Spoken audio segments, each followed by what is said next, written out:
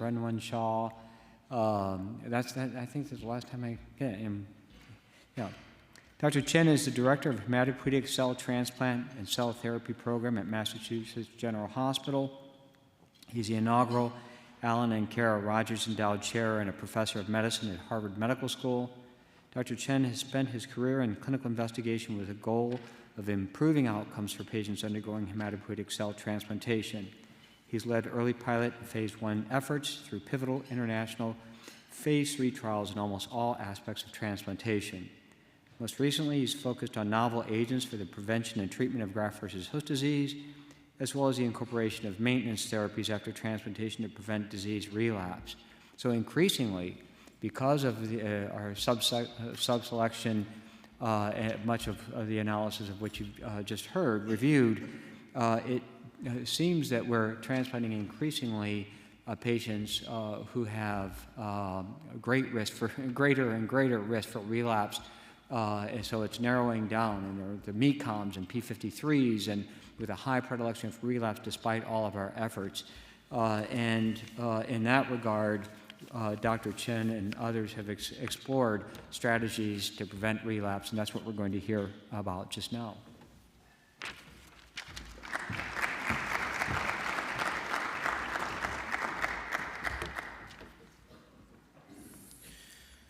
Thank you, Joel, for that kind introduction.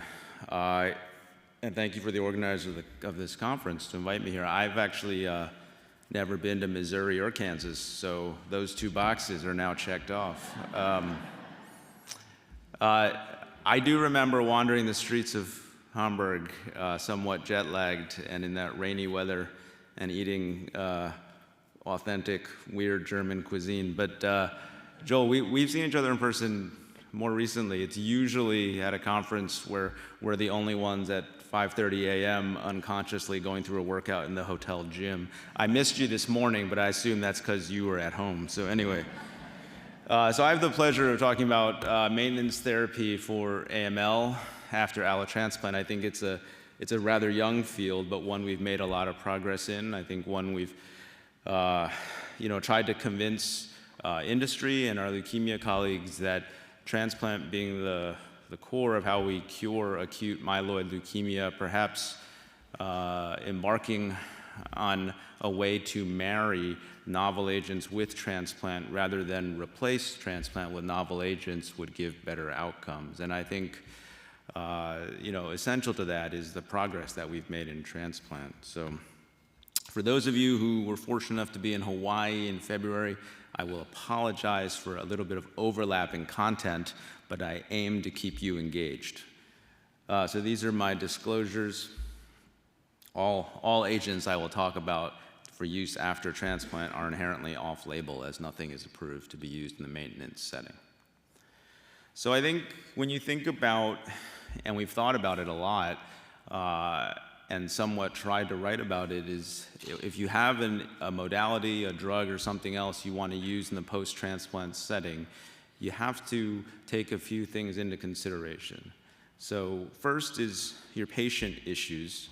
So ultimately, what's the risk of relapse? Because transplant itself has some chance of providing cure, right? Maintenance therapy you're providing after transplant is inherently, I don't want to use the term adjuvant because I'm not a solid tumor oncologist, but it's added on top, and you're inherently going to overtreat a certain percentage of your patients. So what is your appetite for that based on what you believe the patient's risk of relapse is? And that's rooted in their disease biology, in cytogenetics, in mutations, in prior treatment, in MRD, as was mentioned.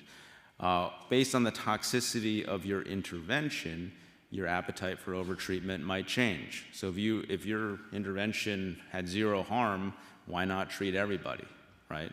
I mean, we're ignoring the cost issue, but that's okay. How risk averse is the patient? How anxious is the patient? These are all things that I and others deal with on a daily basis. In terms of the intervention, you have to think about the route of administration, medical toxicity, financial toxicity certainly, and ultimately efficacy as well. And then in terms of monitoring, we've talked a lot about maintenance. There is this other mode of therapy called preemptive therapy, where you detect MRD, which is minimal or more appropriately measurable residual disease, and you act at that point. To be able to do that depends on if you actually have a sensitive MRD assay, and we'll touch on that for AML. Does that give you time to react, right? So a lot of our assays in the past, you saw detectable, what you said was MRD, but by the time you got it back and then chose how to react, the patient was in forward relapse, so that doesn't help. And then are you doing it off of blood or bone marrow? I told a story at Tandem, and it is a true story. I was in a meeting a couple of years ago, it was over Zoom, with a European company where we were talking about a trial, and they had designed a preemptive intervention to prevent relapse after transplant based on detectable MRD.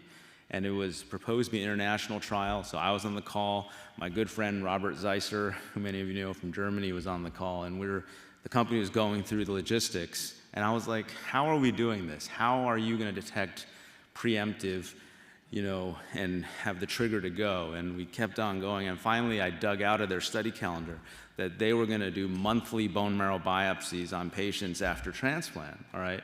And so I paused at that point, all right? Meanwhile, German Rob Zeisser's like nodding, like, yes, let's do it, And I was like, this is not going to happen in the U.S. Robert had no problem with it, but that trial ended at that point. But if we think about MRD in AML, right, this has been talked about a lot. It's a slide I took from my good friend Chris Horrigan over at Virginia Tech, who's done a lot of the work in this area. He describes there on the right side your ideal AML MRD biomarker, because it's not like Philadelphia positive disease where you have one mutation. I mean, this is difficult because of how many different flavors of AML there is. So the characteristics are that it's present just in malignant cells. That's a problem. It's conserved throughout the disease course. That's another problem given the oligoclonality of what we see. That it correlates with therapeutic responses, that you have a highly sensitive assay, and then when your disease relapses, it recurs, right? If it doesn't recur, then your assay is useless. And on the left-hand side, I made a little figure there with Chris's help of different assays that we have right now post-transplant routinely. So we actually just had a meeting in our program, Mass General, where we looked at all of our assays available, all of the different genotypes of AML, and mapped out how often we were going to do bone marrow aspirates or biopsies based on what MRD assays we had at our disposal and what would make sense. And it's totally changed how we do things in terms of the frequency and what we send. So if you think about it, on the very right-hand side there is just conventional CR, the pathological consensus definition defined in the 70s, and that's at like a 5% or 1 to 20 sensitivity there. That's not an MRD assay. That's defining relapse. Next over is chimerism. So we do send routine chimerism. That's probably about 1%, maybe 1 in 1,000 at best, depending on your sensitivity on how you do chimerism. Then we have PCR, and that's down to about 1 in 10,000. Then we have NGS-based sequencing, and that maybe gets down to 10 to the -5th or 10 to the -6th, but only commercially available for some payers through those genetic mutations that are listed. And so that's what we got. And so it's impossible to make routine recommendations for all AML. And then when we think about MRD, and as you saw from the studies just presented, MRD, it's not binary, though we present it that way, right? It's shades of gray, yet most analyses, because of the way they have to do it, will analyze as if detectable versus non-detectable, or worse, this positive versus negative framework. And unfortunately, that doesn't give you the full value. If you think of MRD as shades of gray, and these are all different sensitivities, and the red dotted line being the sensitivity of your assay, patients with more disease will likely benefit more from an efficacious intervention. Patients with less disease will probably benefit less. But those with quote-unquote negative disease, again, that's just based on your assay. It's not that they're cured. Do they not benefit? And I think this is the problem, is based on our assay, and then as we go forward, as we get better assays, every analysis that we have will have to be reanalyzed based on that. And the definition of who benefits from an intervention is a dynamic thing that will change. And ultimately, like any conversation on MRD, does detectable MRD, does that just serve as a signal that you need to hammer away at that till we get to undetectable to do a transplant or stop an intervention? Or is that just a marker, a prognostic marker, that that patient is biologically more adverse and will just do worse, right? We struggle from these risk stratification things. We never do the prospective trials to show that augmented interventions will change that negatively prognostic person to better. So blood-based MRD is a goal, right? Based on that story I told about the European company. I think if we have blood-based MRD, that will ultimately help us move forward in monitoring. This is the best effort to date done by Chris Horrigan's group, just published in JAMA. This is the pre-measure study where they took the two most frequently mutated genes we have in AML, which is NPM1 and FLT3-ITD, and they did blood-based NGS testing at a sensitivity of 0.01%. And you can see based on the curves up top for NPM1 and on the bottom for FLT3 that if you have detectable, again, I'm being binary because that's how this paper was, but if you had detectable MRD of either mutation prior to transplant, you did worse than if you did not have detectable MRD. And that makes sense, okay? And so that's the first step in figuring out if we can have close blood-based monitoring assays. So what are our options if you want to use maintenance therapy? What do we have in our so-called cupboard or medicine cabinet? And so the available agents we have are FLT3 TKIs, we have hypomethylating agents, we have IDH1 and IDH2 inhibitors, and most recently we have a menin inhibitor, and hopefully we'll have more. Access to these are ultimately also based on if the payer is going to pay, right? And so that depends a lot on those factors. What's on the horizon? That is my kid catching a bluefish on the Cape. But what's on the horizon? I did take that picture too. But ultimately, what's on the horizon are other targeted agents, combinations of HMA that we're using before or in the non-transplant setting, and of course the dream of giving cellular therapy post-transplant, which we have had stops and starts but haven't realized at all. So I'm going to go through a few cases. I think that helps structure things. And these are all based on true stories, all right? So I have taken some poetic license, all right? So case one is a 45-year-old with normal karyotype FLT3-ITD mutated AML in first remission after induction, got one cycle of consolidation with chemotherapy and quizartinib. At that point, after consolidation, he is in a CR. His FLT3-ITD MRD assay, which we send commercially to InVivoScribe in California, is undetectable, and their sensitivity is about 5 × 10⁻⁵. And the plans are for him to undergo a myeloablative, fludarabine busulfan-based, unrelated donor transplant with PTCy-based GVHD prophylaxis. And the question when you're talking to that patient, about their full journey and plan is, are we going to give a FLT3 inhibitor post-transplant as maintenance for a period of time to better prevent relapse? So where did this come from? This is where we started in our journey. I've been fortunate enough that a lot of my clinical research has been spurred by me taking care of a patient, running into a problem, thinking about it, talking about it, and I've had the fortune to be able to then take that along and eventually conduct clinical trials to try and answer that question. So this is circa 2010, 2009. I was in my first or second year as an attending of a merged transplant leukemia program, and that's Christina. Christina was a 20-year-old college student, one of my first patients then, who had a horrible leukemia.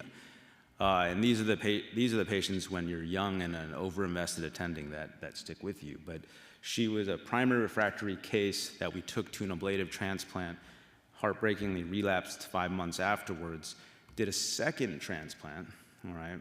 And at that point, I thought I could, if I tried hard enough, I could cure anybody, right? And she relapsed after that. And so I remember sitting in our clinic and saying, what the hell do I do now? I mean, she's 20 years old, I called my colleague, Rich Stone at Dana-Farber. All right, this is when we got along. And I'm just joking. We still get along. I called Rich Stone and said, hey, do you have any FLT3 trials? I have this patient. He said, I don't, but hey, Eben, There's this drug called sorafenib. It was just approved for, I believe it was for hepatocellular carcinoma, and we know that it hits FLT3 in the lab. So you might want to see if her insurance company will cover that and try that. So that's what I did, boundless energy at that time, wrote letters, talked to insurance companies, got sorafenib, and for 3 months we watched her blasts go down before she unfortunately relapsed and died of her leukemia. But based on that, we then actually had a journal club when we made fellows do journal clubs, and we reviewed these papers that have been published by the Germans, by Stefan Metzelder and Andreas Burkhardt, of using sorafenib after transplant and with a small subset of patients achieving durable remissions.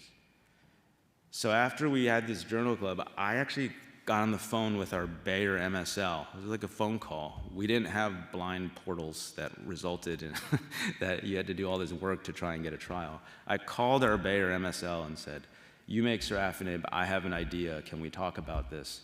And because I worked very hard back then, a month later, we had a full protocol written and ready to go. And so we did this phase 1 trial. This is a single-center Mass General Dana-Farber trial of maintenance sorafenib after allogeneic transplant for people with FLT3 ITD AML. All right, and we did it phase 1 because we were like, we don't know what the hell we're doing post-transplant. It's a crazy setting, and back then transplant was not transplant as now, as I mentioned, and so it was a bit difficult to know what to do. We had 3 dose levels, and we ultimately treated about 22 patients. And we had never seen these survival curves ever in any FLT3 ITD population. Back then, when we had a FLT3 ITD patient, we barely thought we could get them through the first few months of transplant before the quick relapse. I mean, that was the experience. And we had a 1-year overall survival of 95% in these patients. And those who were in remission going to transplant, it was everyone lived and no one relapsed. And so that was fascinating. That was published in 2014, and we went on to the FLT3 maintenance field. So Andy Brunner, who's leukemia attending as a fellow with us, then did a case control study looking at 26 patients who got sorafenib either on trial or, as we saw how wonderful it was, we were using it then, and compared it to 41 patients contemporaneously who didn't get maintenance, either because the payer wouldn't cover it or because, I don't know, people weren't paying attention and so forth. And we did a landmark analysis at day 68, meaning you had to be alive in remission at day 68 to be included because, there's an inherent selection bias when you do these maintenance trials. And we saw these curves, 80 to 50% of progression-free survival, and all driven by a decrease in relapse. This has become such a highly cited paper that, I wish that I didn't give him first authorship, that I actually took it, but that's fine. So he did this analysis, and this 80 to 50% 2-year progression-free survival would then be recapitulated. So there have been randomized trials. The Germans did the Sormain trial published in JCO, and this closed due to poor accrual, and they only randomized 83 patients to 2 years of sorafenib versus placebo. But again, you saw this 80 to 50% survival curve, all driven by relapse. The Chinese did a phase 3 randomized trial, 200 patients, all younger, and they only gave sorafenib for the first 6 months after transplant. And yet you still saw this same 80 versus 50% PFS curve, all driven by a decrease in relapse.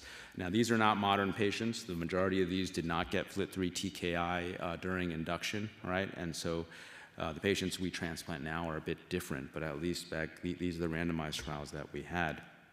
And this led to CTN 1506.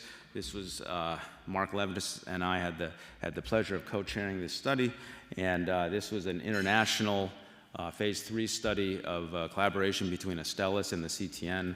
346 patients with FLT3 ITD mutated AML in first remission, who then were randomized after transplant to either gilteritinib for 2 years versus placebo for 2 years. The primary endpoint here was 2-year leukemia-free survival.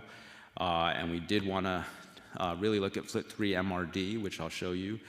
We stratified patients based on MAC versus RIC, based on MRD status before transplant, which was not available to the treating team, and then the time from transplant to randomization, meaning did you start drug between days 30 to 60 or 60 to 90? I should mention the protocol co-chair who did a lot of work here was Mehdi Hamadani, who's sitting over there in row 5. Good to see you, Mehdi. And so ultimately, what did we see? 2-year relapse-free survival of 77% versus 69.9%. The hazard ratio of a heartbreaking 0.0518, all right? Hence JCO, not New England Journal. That's all okay. We've made peace with that. No differences in overall survival, all right? And so this was a surprising result for some, not for others. If we dug into why we didn't see the benefit that we had hoped, this would be the slide. So we looked into if you were enrolled in the US, in Europe, or the rest of the world. This curve just shows the outcomes for the placebo arms. All right, so green and red are Europe and the rest of the world. They had placebo outcomes of 80% 2-year relapse-free survival. Hard to beat that in any transplant population. The US was at 60, which is how we predicted the placebo would do based on when we wrote the trial. And it's unclear why all this turned out this way. It's likely why it was a quote-unquote negative study based on 0.0518. But I think someone on a call said, so the lesson here is if I have FLT3 ITD AML, I should go to Europe, get transplanted, and take placebo. And right, so that's ultimately why this trial didn't show a benefit, was probably the heterogeneity here or the filter used. Remember, we enrolled people at transplant. We didn't enroll in that diagnosis, so we don't know what happened between diagnosis and transplant. We dove into MRD. Again, when we do the binary comparison, those who had MRD detectable prior to transplant did have a significant benefit, as shown in that blue curve with gilteritinib versus placebo. Those who did not, on the right side, had no benefit. And so one of the takeaways for some from here was that, gilteritinib benefits those who have detectable MRD prior to transplant, and that's the population we should use to treat. When we dove deeper into MRD, this is a paper that I believe is now published in Blood, what we saw was that no level of MRD was safe. So instead of the binary positive versus negative, we went into levels of MRD based on 10 to the -6, -5, -4, and we saw this ladder effect, which makes sense, though we'd never seen it before in AML because we don't have such great MRD assays. Those with increasing levels of disease prior to transplant do worse, and that makes sense. And every population, these are the corresponding curves of gilteritinib, seemed to benefit. So every level of MRD, those with more disease benefited more, those with less disease benefited less, as we would expect. So what are the practical considerations for FLT3? I do believe an MRD assay that's commercially available should be measured with each remission marrow. Those with detectable MRD prior to transplant should receive gilteritinib or whatever FLT3 inhibitor the payer will pay for. Those with undetectable MRD prior to transplant, that's the population that's difficult for me. I mean, some people want the inhibitor. Some people they don't care. Some people are like, oh, well, if I'm not on it, are you going to bone marrow biopsy me every month and so forth, and just give me the pill? And so it becomes a weird conversation about what would you do if you're on the pill, what would you do if you're not, what are the benefits? Does negative really mean negative, or is it that you just can't see it because I might be here, I might be here? And these are the answers we don't have. You can look at the North American curves where there's a clear benefit and say, this is the population that we actually treat, which is somewhat what I believe. This is the population that we take to transplant, and those patients clearly had a significant benefit from using gilteritinib. And so I think the decision is unclear. I mean, it should be used in any patient, balanced with the potential to treat for toxicity. We routinely at MGH started not at 120 like we did here. We started at 40 or 80, low dose. We have a very good understanding of what the toxicities are. We may do it for 1 year, we may do it for 2 years, depending on what the toxicity is and what your MRD assays look like. So case 2, 67-year-old with P53 mutated complex karyotype AML, gets HMA-VEN, 2 cycles later is in CR. You don't have great MRD assays here, but undetectable by flow, normal karyotype, and the P53 variant allele fraction based on your panel, which probably started around 40%, is now down to 3%. And they're going to undergo a RIC flu-mel unrelated donor transplant with PT-Cy. And the question is, should I give HMA post-transplant? Should I do that? They responded before. I have access to it. Should I do that? So the logic is it worked before, why not give it after? It has activity. There is theoretical logic that it can increase GVL through unearthing of new tumor antigens and so forth. There's other logic saying it can help regulatory T cells and reduce GVHD. These are all hypothetical and not proven. The issues are well known. Back when we used to give it IV, I mean, it's just a pain in the ass to give, and you're going to ask a patient to come back post-transplant for 5 to 7 days in a row. That's tough. It obviously causes cytopenias, and it's kind of non-targeted, so a little bit not so elegant. But as you know, oral formulations are being studied, they are approved, and then combinations are being actively studied as well. There's been a lot of data that I can't fit into this talk about HMA post-transplant, but the best data to date is phase 3 trial out of MD Anderson. So all a single center, close to 190 patients randomized with MDS or AML. They had a transplant and randomized to either azacitidine or the control arm. The goal dose of azacitidine was 32 milligrams per meter squared given sub-Q, 5 days of every cycle. And out of the 87 patients who started on therapy, 23 had to withdraw during, and the median number of cycles that patients could receive was just 4.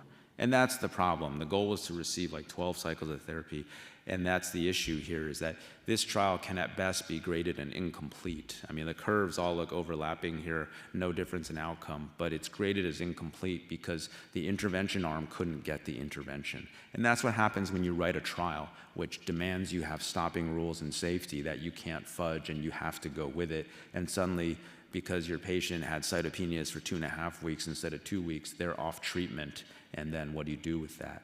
So ultimately, I think the jury's still out, and we'll get those answers soon. Oral HMA, much easier, obviously. There's the phase 1 trial of oral AZA was done by Marco de Lima when he was at MD Anderson and published in 2018. And we just finished enrolling a phase 1 trial of oral decitabine, or Inqovi, as many of you know it as, for MDS and CMML, but those findings are easily translated to AML, and we hope to be able to present those findings in the next year. Very well tolerated if you know how to dose it, either dose reductions or space out the interval. And the biggest trial is the phase 3 Amadeus trial, which is being conducted or finished accrual in the UK, led by Charlie Craddock. And this is in over 300 patients with high-risk MDS or AML, randomizing patients to oral AZA for 12 months versus placebo, all right? And I think we're all hoping, BMS is hoping, but we're all hoping to see the results of this trial this year. I question if we'll be able to apply these results to what we do, given the vast majority of people here are treated in the UK, and their entire transplant platform is different than ours, and also what you saw, what I just presented in the Morpho study of how different results can be across regions based on patient selection and transplant platform. But really interesting study to see the results of. Another trial that got some press was Iprenitopopt, I can't pronounce it properly, plus AZA. So Iprenitopopt was a drug by the company APR. This was a compound that had a lot of promise for P53 disease to refold misfolded P53 and make it functional. That was the logic behind it. And I'm sure many of you participated in the trial of using it before transplant to treat P53 mutated MDS. We participated in the maintenance trial. It got a lot of press because it had a 1-year relapse-free survival of 60% and overall survival of 80%, which is unheard of for a P53 mutated myeloid disease population. But if you look, 84 patients screened, 55 transplanted, and only 33 reserved the intervention. So the stats are based on those 33 people. That's the problem with these single-arm maintenance studies, is there's a selection bias for who's alive and in remission and healthy enough to ultimately receive the maintenance intervention. And that's why randomized trials are what you need to figure it out. This drug ultimately had promise, but did not go forward because its phase 3 trial in MDS did not hit the primary endpoint. HMA venetoclax, right? We're all familiar with that in treating older patients with AML and even some MDS. The phase 1 trial of using this done by our colleagues at Dana-Farber, showing it to be safe. And then phase 3, the Viali-T trial, which we had the pleasure of participating in, was 400 patients with AML undergoing allotransplant randomized to HMA-Ven, so AZA for 6 cycles in combination with Ven, and then Ven for 18 more by itself. versus best supportive care. And this trial has finished enrollment as well, and we'll hopefully see the results of that in the next year or so as well, with the primary endpoint of relapse-free survival. So does MRD impact the use of HMA? I mean, I think it's difficult to routinely use HMA for everyone. But I've actually been to centers where that's what they do, like for everybody, which I think is a bit of a stretch. Because of the expected cytopenias and the lack of proven efficacy, I think it's reasonable to consider for patients with a really high biological risk of relapse. But I acknowledge that when I do it, maybe I'm doing it to make myself feel better, because I don't know if the intervention actually works, all right? Maybe the patient feels better because they feel like you're doing everything you can. Ultimately, we don't have the trial to say that that's the right thing to do, though we know how to do it safely. I should mention the RELAZA and RELAZA-2 trials, which were European trials that attempted to use preemptive HMA therapy. The issue was that it was such a heterogeneous group of patients after chemo or transplant and all different MRD assays before they added HMA. While they showed it was feasible to do so, just completely impossible to know what the results were based on how heterogeneous that population was. And ultimately, development of more sensitive MRD methods for all patients with AML will help us figure this out.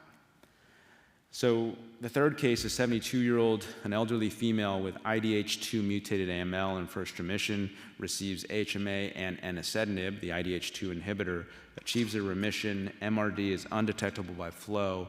IDH2 detectable at a minuscule VAF of 1.4%. And they're going to get a FLUBU-2 unrelated transplant. For GVHD prophylaxis, we at MGH for these patients use tac-methotrexate plus Jakafi, as will be studied in future trials. And the question for this is, should they get an IDH2 inhibitor?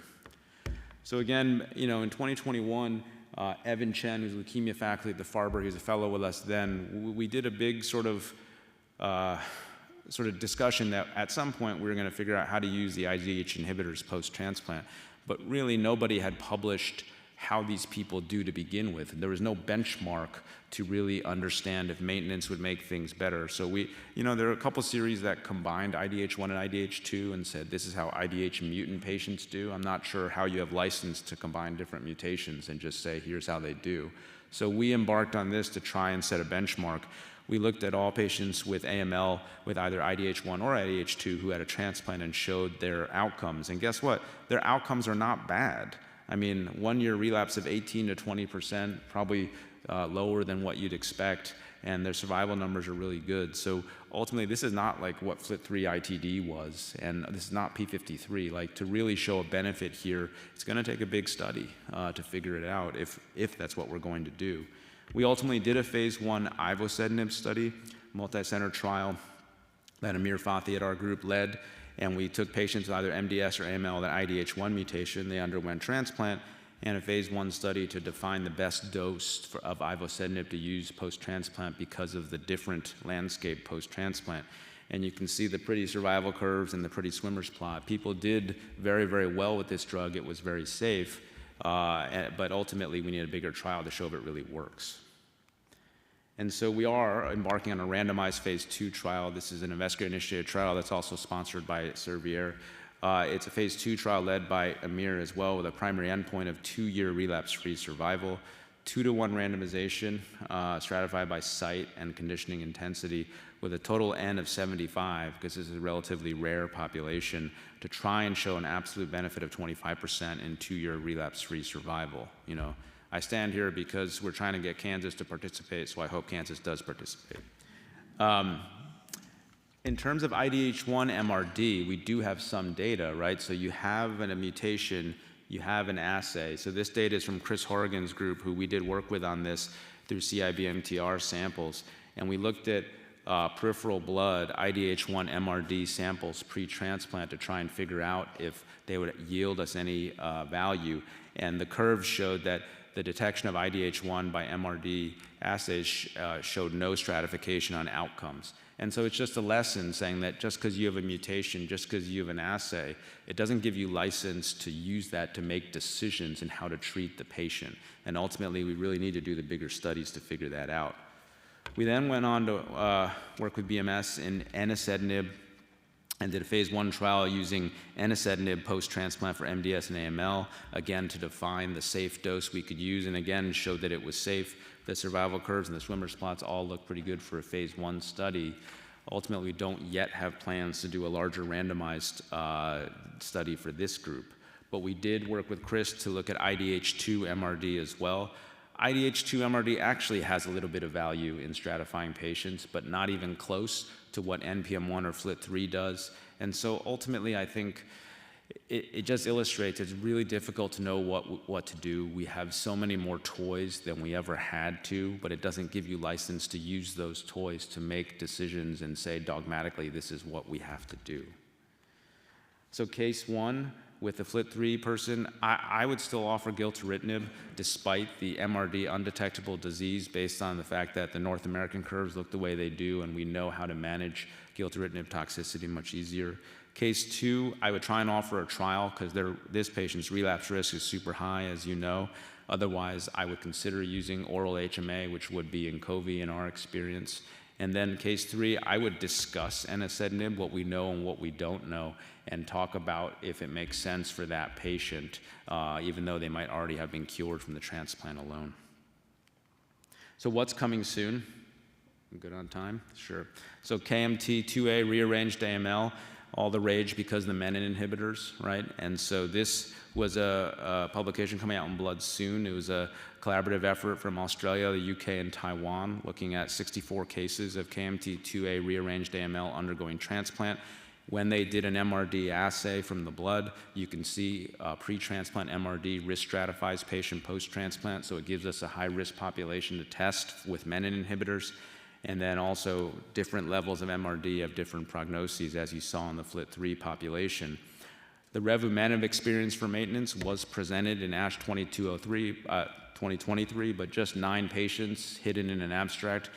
We are conducting a phase 1 ziftomenib trial led by Zach DePhillip at our center, and we are in the expansion phase now, saying that it looks pretty safe after transplant, but we hope to finish accrual this year and present those results shortly.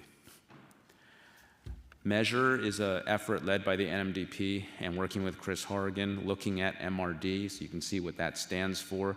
This was 16 sites. We all participated in giving samples of blood and marrow throughout the transplant journey, and it's a huge biodata repository that all of us can now work with to ask about what the value of MRD is at different time points and how do we use it. So that's something that we've completed accrual on and hopefully will be a rich sort of repository for what to produce a lot of studies and analyses from.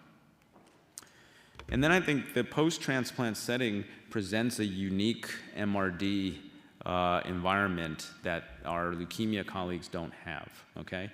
Because there are host and donor specific differences. You know this because you send chimerism assays, all right? And we can take advantage of this to detect MRD, we can take advantage of this to treat patients. So routine chimerism methods, as we talked about, have a sensitivity of 1%, maybe 0.1%, but NGS methods can go a lot deeper. And I think this is where we're going to go. The ACROBAT study presented an abstract at Tandem looking at the value of doing really deep NGS-based chimerism methods, showing that it could predict for relapse post-transplant. It's something we should figure out how to do. And the Aloha trial is a trial by a little company in Waltham, which is in Massachusetts up the street from us, using haploidentical transplant and then giving customized T cells to mismatched minor histocompatibility antigens post-transplant, but they're using the ACROBAT methods and have shown that those chimerism methods can predict for relapse much sooner than your routine chimerism methods. Graft editing is another way we're going forward. So if you think about host and donor, the problem with AML is that we've always, just in MRD and transplant and targets and CAR T, is that you can't find a target that is different from a normal progenitor, right? That's always been the biggest problem in AML. If you take the donor graft and you edit out a target, then that suddenly gives you a target to go after that your donor graft is then resistant to, right? It becomes a target for MRD analysis. It also becomes a target for therapy. So the best example of this is Tremcell or Vor. So Vor is a company also in Massachusetts. They are doing myeloablative T-cell depleted transplants where they take the graft, they edit out CD33, which appears to not be essential. they give the transplant, and then after the transplant, they're giving Mylotarg, that's their first trial, and ultimately they'll give CAR T against CD33 as well. And so these are ways to get around the problems with target fidelity for AML. It shows us how to measure host-donor differences for MRD, but also gives us a target for therapy. So in 2023, Rob Zeisser, who's Associate Editor of Blood, asked me to write this review on how I treat, these articles in Blood, how I treat maintenance therapy after transplant. And Zach DePhilip and I wrote our piece, submitted it, came up with this pretty figure. And the reviews we got were like, oh my God, this is so primitive. Like, why aren't you guys using MRD? Like, how do you select patients? Like, how can you guys do this? And my response to the reviewers was, well, this is how I treat. I mean, I don't know what you want from me. There's just no way to use MRD to do this. We have no license to do this. There's no trial to show us to do this. These are the conversations we have with patients, and this is how we end up doing what we do. And I got the criticism. It's just, for people who treat patients, these are the conversations you have on a daily basis. Doctor, if my enasidenib worked before transplant, why wouldn't we use it afterwards? I have no toxicity from it. My insurance pays for it. There's this cool phase 1 trial from Mass General. Why don't we do it? And these are the conversations you're having. We did get that published. So how do we evolve? So if we think that's primitive, as I was somewhat told, which is fine, so how do we evolve going forward?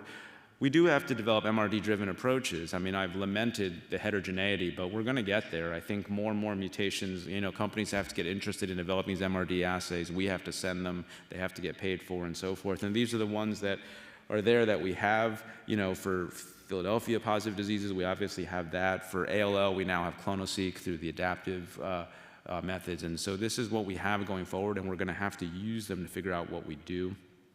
And then highly sensitive, individualized blood-based MRD is how we have to get there.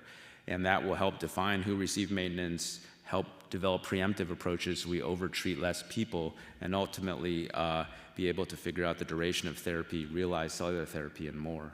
So in summary, maintenance therapy after transplant and remission, I think it continues to hold really great promise to reduce the risk of disease relapse for AML, which has become the biggest challenge for our patients now as we've made progress in GVHD.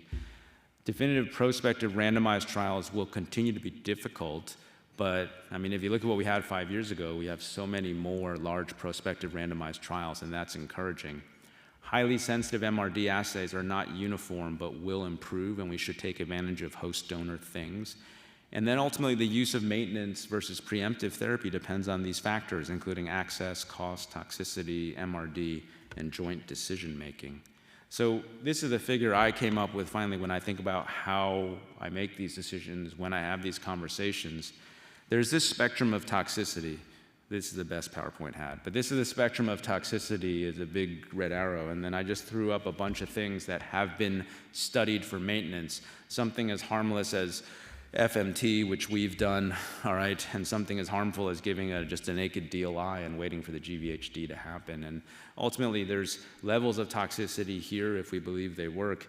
And you're going to have a conversation with your patient, and you're ultimately going to decide what your threshold for that toxicity is based on that patient's perceived risk of relapse, as well as that patient's overall attitudes to being risk averse, as well as that patient's desires for what their philosophy is. And I think that's ultimately, that's on us as clinicians to have that conversation and to figure it out. So in summary, I just like to thank a bunch of people.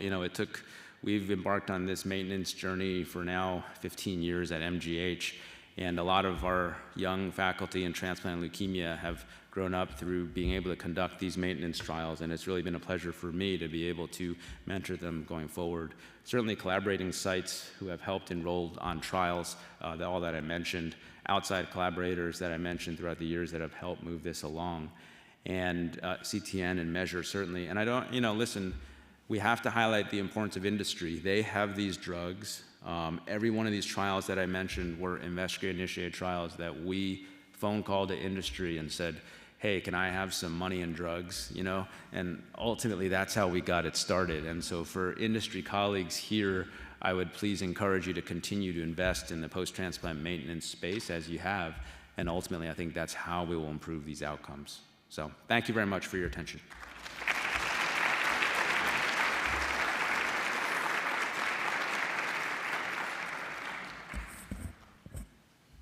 Great talk, Dr. Chen. Thank you so much. Two real quick questions. What thoughts do you have up your sleeve for MECOM? And the second one is in terms of maintenance. And the second one is what are you doing with chimerism discordance with an MRD measurable lesion that you're following afterwards? Yeah, let me take the second question first. Probably because I don't know. That's an easy one. Probably because I don't know how to answer the first question. Let me take the second question first. So you get a lot of discordant results, right? So I mentioned we had that meeting at MGH amongst all of us, how often we're to send these marrows. And based on the disease, you could be sending flow-based MRD, you could be sending your own NGS panel, you could be sending FLT3 ITD, MRD to in vivo scribe and so forth, and you're going to get discordant results. So I don't have a great answer for you, except you have to do your best to kind of reconcile this, sit down with the patient and figure out what the right way to go forward with. You should think for the assays with very low sensitivity or very sensitive assays, when you get a little detectable result, I think you have to take those with a grain of salt. I think a lot of that could be noise. You have to understand the noise of the assay. Because when you explain this to your patient, and they're medically savvy, they get very anxious about these things, and ultimately we have had results like adaptive where it's undetectable, then it says 12 copies found, and then the next one is undetectable and we haven't done anything. And so it's dangerous to be able to put all that stock and to think about intervention based on these very low levels of disease. So a lot more work has to go to figure this out, Joel. I don't know how to answer that truly. But you have to look at all of the assays and the patient in front of you and figure out how to make a decision. MECOM, I don't know. That's a bad disease, man. Ultimately, it depends how you got that patient into remission before you transplanted that patient. And if you were fortunate enough to use something like HMA-VEN or something that then you had access to afterwards, that would intuitively make sense to give as maintenance. If you use conventional chemo, you're obviously not going to use that as maintenance. I think you're left with blindly trusting something like HMA, or I don't know. If we can find a rational target, that'd be fantastic. Great talk. Thank you. I had the opportunity to design and run some of the studies that you mentioned with the oral azacitidine, and got Dr. Craddock to do that, the study that they're doing. It'll be interesting to see the outcomes. And you've probably just answered the question I was going to ask. And from my observations, and this was about the flow MRD methodology, if you want. What's the best time to do it? After, and I based that question on some patients that we had that were MRD positive, and we followed them for 2 years. Every 3 months they get a marrow with cytogenetics, mutation analysis, and the flow.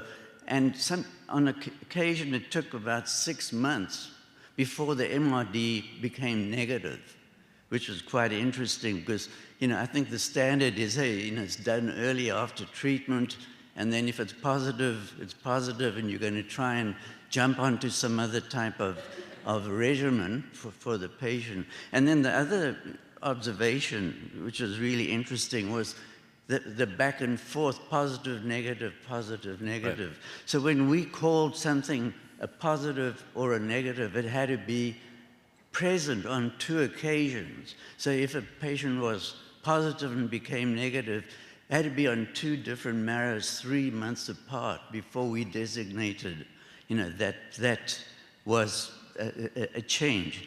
And most of this on the MRD was written up by Dr. Robos in Blood about 2-3 years ago.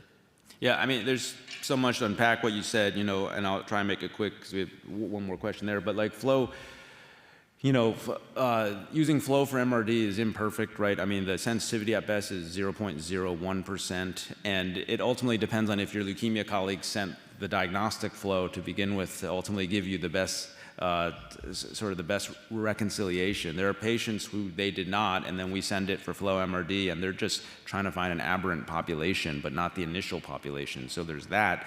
There's the positive and negative at the very low results, which I agree with you. There needs to be some replication of the results, but it's difficult to ask your patients to undergo very frequent bone marrow biopsies. And then the best time to do it, most of the data has been either after one cycle of consolidation or right before transplant, but none of it is well organized prospectively to tell you how to change your treatment. Yeah. It's all been retrospective. Last question? Last question. Thank you so much for your discussion.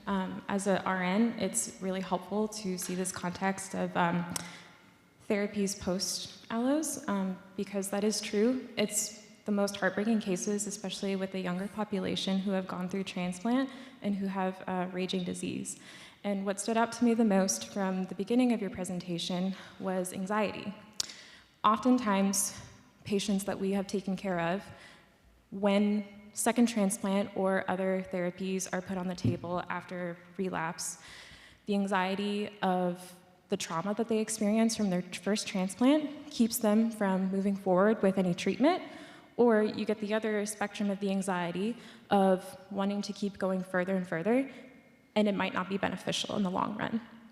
And so, as a provider, and just as in a collaboration with other clinicians, what do those conversations look like when addressing that anxiety before moving forward? And is there an implementation of oncology psychology services involved in the collaboration and conversation? That's a complicated question. I mean, no, I thank you for it because it's very relevant to what we do on a daily basis. We're fortunate at MGH to have a whole outcomes research focused part of our transplant program, some of which Dr. Newcomb will talk about this afternoon, which does focus on primary coping skills for not only the patient and the caregiver to hopefully help patients get to a point to make the decision. As a physician, we've been doing this for about 18 years, I ultimately hope that the patient and I can come to a place to be able to have that discussion where I can explain what we know, what we don't know, and the risks and the benefits, but that doesn't always happen based on a couple things. Some patients are just like, doc, you make the decision, I'll do whatever you want. And that's good and bad, but some are not able to participate in the conversation because of the anxiety you talk about, either PTSD from prior treatments or just inherent anxiety to begin with because they've been dealt this gigantic slice of uncertainty in their life that he or she was not used to. And in those situations, we try and get supportive aspects of our team to work with me to help get the patient to a place to have that conversation. And we don't always succeed. And sometimes we don't choose, or they don't choose to go on the path that we think is best. But you just hope that you and the patient reach a common ground and that you're on the same team. And I think the job is multiple roles is that everybody in that team is a united front in getting the patient to where they need to be, And I think ultimately that's the best we can hope for a lot of our patients. What I've spoken about, a lot of it's unknown. There's not a lot of black and white, And so having those nuanced conversations is sometimes difficult. Thank you. You're welcome.